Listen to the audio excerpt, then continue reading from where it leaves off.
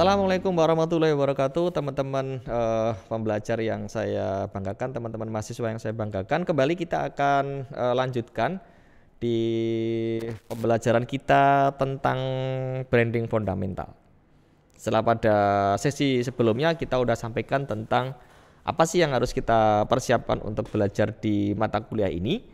Nah, sekarang kita masuk ke bagian yang pertama tentang branding fundamental, yaitu kata branding itu sendiri. Ya, kata branding itu sendiri. Kalau kita lihat dari sisi bahasanya, branding ini kan asal katanya dari brand. Sementara masih banyak yang mempersepsikan bahwa brand itu sama dengan merek. Nah, apakah nanti kita juga akan punya persepsi yang sama? Atau nanti setelah kita belajar ini kita punya pendapat yang berbeda, bahwa ternyata brand tidak hanya sekedar merek, ya nanti kita harus ikuti perkuliahan kita sampai dengan selesai. Tadi di awal sudah saya sampaikan ketika kita bicara di pengantar kan, apa sih sebetulnya yang membedakan antara marketing kemudian dengan selling dengan branding itu. Kalau kita bicara branding ini kan berarti sebetulnya kita bicara tentang stimulus, kita bicara tentang stimuli. Bagaimana upaya-upaya kita agar produk kita itu bisa dipersepsikan berkualitas, agar produk kita itu bisa dipersepsikan bahwa ini adalah yang harganya paling murah, agar orang itu bisa mempersepsikan bahwa di tempat usaha kita itu layanannya paling baik dan sebagainya. Nah, banyak cara yang bisa dilakukan untuk melakukan branding terhadap produk kita. Termasuk apakah nanti kalau kita masih di level UKM itu kita juga perlu melakukan upaya-upaya ini. Ya, karena memang ada dua perbedaan yang sangat mendasar ya.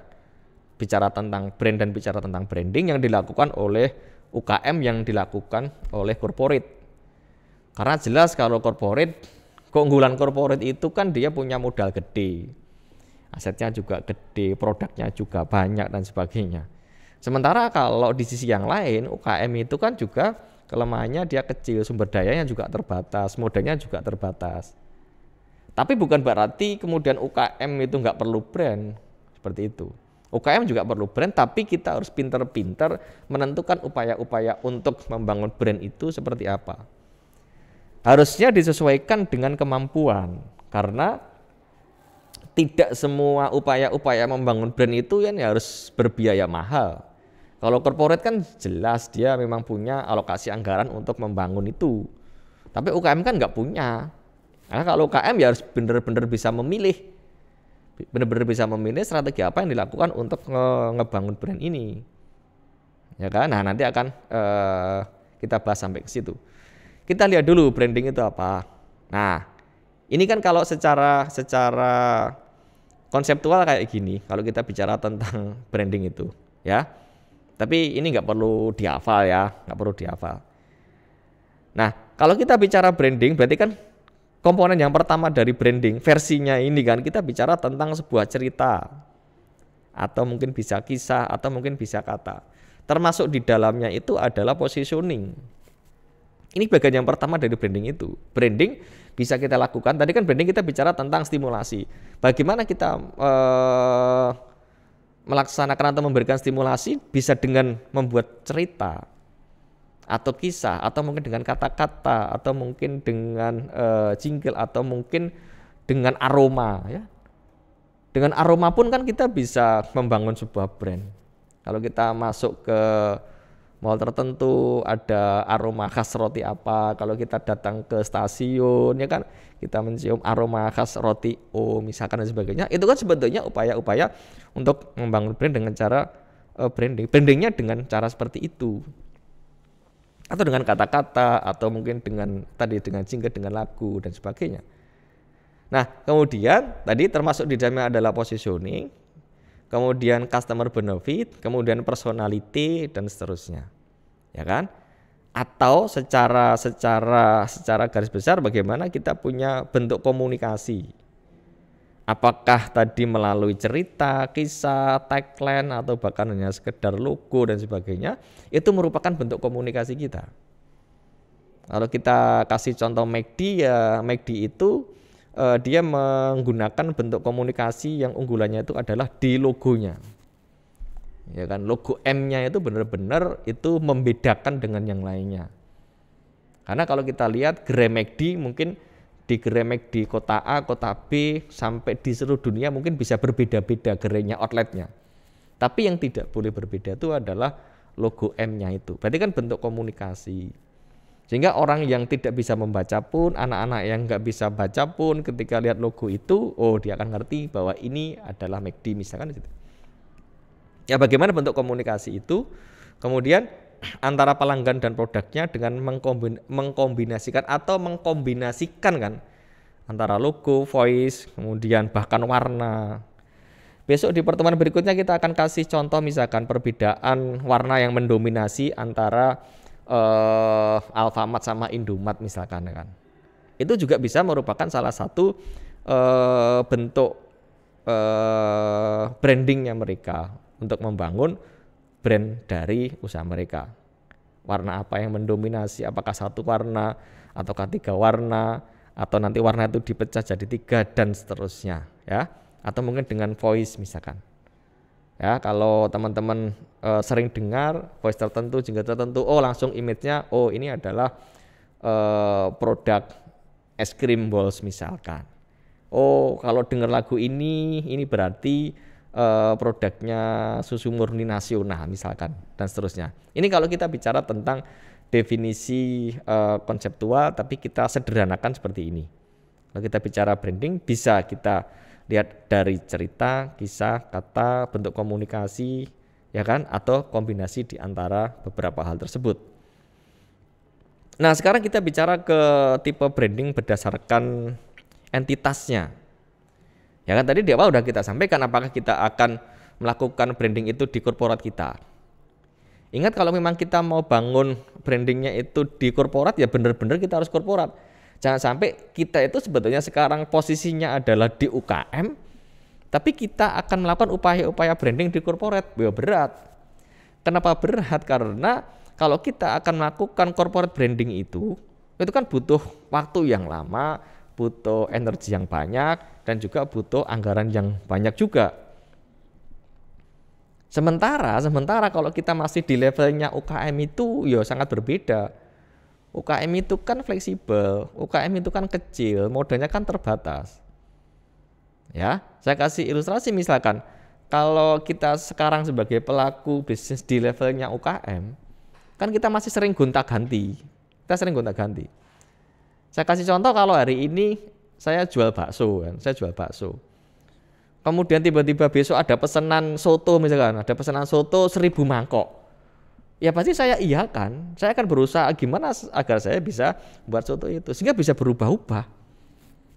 Maka kalau kita masih di levelnya UKM ya mungkin nanti kita tidak melakukan upaya-upaya untuk corporate, tapi strategi kita nanti adalah di personal kita, di personal branding kita. Contoh yang lainnya ya, yang UKM yang sekarang udah levelnya naik, UKM yang udah naik kelas itu misalkan kayak bebek Pak Slamet misalkan, ya kan? Bebek Pak Slamet, kemudian ayam goreng siapa, ya kan? Soto siapa, itu kan arahnya adalah ke personal branding. Sehingga kalau dari personal brandingnya itu udah kuat dan mampu membangun brand, apapun yang dijualnya orang itu percaya. Ya, tak ulangi, apapun yang dijualnya orang itu percaya. Misalkan di ayam goreng siapa, kalau memang secara personal udah kuat, dia membuat makanan apapun selain ayam goreng itu orang percaya, pasti enak. Ya, sekali lagi karena level kita di UKM ya kita arahnya adalah ke personal aja, ke personal branding. Coba nanti kapan kita akan mencetuskan bahwa kita akan membangun melalui personal ini ya harus kita atur. Ibaratnya kalau ada bayi yang sedang lahir gitu kan, bayi sedang lahir itu bisa jadi dia belum langsung dikasih nama. Berarti kalau nggak dikasih nama sekaligus nanti tetap gelang yang melekat di lengannya, di tangannya itu kan mesti nama orang tuanya. Siapa yang memberi nama? Ya kalau kita dalam bisnis UKM bisa jadi yang ngasih nama itu bukan kita, tapi yang ngasih nama itu justru adalah para pelanggan kita. Ya kan, oh bebek Pak Slamet, kemudian bebek siapa, ya kan, soto apa, mie ayam apa, itu kan kadang yang ngasih nama itu justru para pelanggan kita. Akhirnya melekat, akhirnya kita perkuat dengan membangun di personal branding ini. Ya, sekali lagi kita harus membedakan kapan kita nanti arahnya adalah ke corporate atau kita arahnya adalah ke personal. Kalau UKM ya nanti lebih tepatnya adalah di personal karena kita masih sering berubah. Dan sekali lagi itulah justru yang menjadi kekuatan dari UKM. Kalau kita sekarang bicara di korporat, ya kita berubah itu butuh waktu yang cukup lama. Kalau misalkan di sektor di lini produk mie instan, ada Indomie kan, Indomie sekarang ada Indomie bakso, ada Indomie soto. Nanti kalau mau buat baru Indomie kare misalkan, itu tidak bisa langsung besok buat. Bisa jadi ini butuh waktu yang lama, butuh waktu yang panjang untuk rapat dengan direksi dan sebagainya. Butuh waktu bulan bahkan tahunan. Ya kan? Loh, kalau UKM kan tidak seperti itu. UKM itu ya arahnya biar cepat seperti apa? Kak, bangunnya adalah ke personal atau ke produk branding atau nanti ke service branding. Teman-teman perlu diingat kembali, kita review kembali apa yang sudah saya sampaikan di pengantar. Kapan kita lakukan upaya-upaya corporate branding, kapan kita lakukan upaya-upaya personal branding, kapan kita lakukan upaya-upaya produk branding ataupun ke service, itu pertimbangannya adalah orang beli produk kita karena apa? Saya ulangi, orang beli produk kita karena apa? Ingat bahwa orang beli ke produk kita itu salah satunya karena orang itu percaya atau trust. Ya kan? Yang kedua, orang beli produk kita itu karena dia punya keinginan dan punya kebutuhan.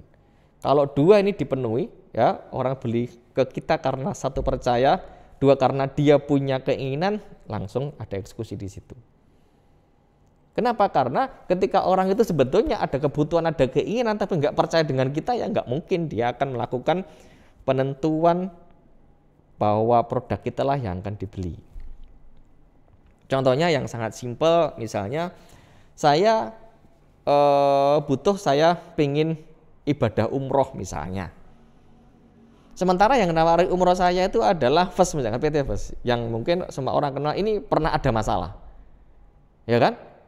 Kita ada kebutuhan, kita ada keinginan, tapi kalau tidak ada satu faktor yang lainnya adalah trust, yang nggak mungkin di situ. Jadi harus ada keduanya ini, ya kan? Ada trust, orang percaya, kemudian ada kebutuhan, ada keinginan, maka akan jadi di situ. Sekali lagi pertimbangannya, orang beli produk kita karena apa? Ketika orang beli produk kita karena memang benar-benar produk kita, ya kita harus lakukan upaya-upaya produk branding. Tapi ketika orang beli ke kita itu karena korporat kita, ya sudah, kita perkuat di korporat branding dan seterusnya. Dan berikutnya teman-teman, kalau kita bicara tentang manfaat dari branding itu apa sebetulnya? Banyak hal sebetulnya, di beberapa referensi juga nyebutnya banyak. Tapi sebetulnya kita harus bisa menemukan manfaat utama dari branding itu apa. Ya mesti kita tarik mundur ke tujuan branding itu apa. Kalau tujuan branding tadi tak sebut adalah untuk membangun loyalitas, ya mestinya itu yang menjadi manfaat utama. Selain ini kan manfaat branding itu adalah daya tarik tersendiri, SOK, kemudian membedakan produk kita dengan produk yang lainnya, kemudian mendapatkan loyalitasnya di sini kan, di sini, ya. Kemudian juga mendapatkan harga jual yang tertinggi, kemudian juga ada kesempatan dalam melakukan diferensiasi produk. Nah tadi tak sebut kalau memang tujuan akhir dari brand itu adalah membangun loyalitas, ya berarti manfaat yang akan kita peroleh yang utama di sini. Ya karena konsep loyalitas di branding itu kan bagaimana orang akan melakukan pembelian ulang. Atau nanti kalau kita bicara di marketing 4.0 kan ya tidak harus melakukan pembelian ulang, tapi bagaimana bisa mengadvokasi. Maka kalau dalam brand disebut dengan brand advocacy, ya, atau nanti kita sebut juga dengan brand evangelist, tadi udah pernah kita singgung di pengantar. Nah ini kalau kita bicara tentang manfaat dari branding. Ini teman-teman materi yang pertama ya tentang branding. Nanti kita akan ketemu di kelas, kita akan mendiskusikan beberapa case tentang branding, kemudian bagaimana kita bisa menentukan kita mau ngambil tipe branding yang mana, termasuk nanti manfaat dari brand itu seperti apa. Ini yang bisa saya sampaikan di pertemuan yang pertama. Terima kasih atas perhatiannya. Mudah-mudahan bermanfaat. Kita ketemu lagi nanti di materi-materi yang selanjutnya. Saya akhiri. Assalamualaikum warahmatullahi wabarakatuh.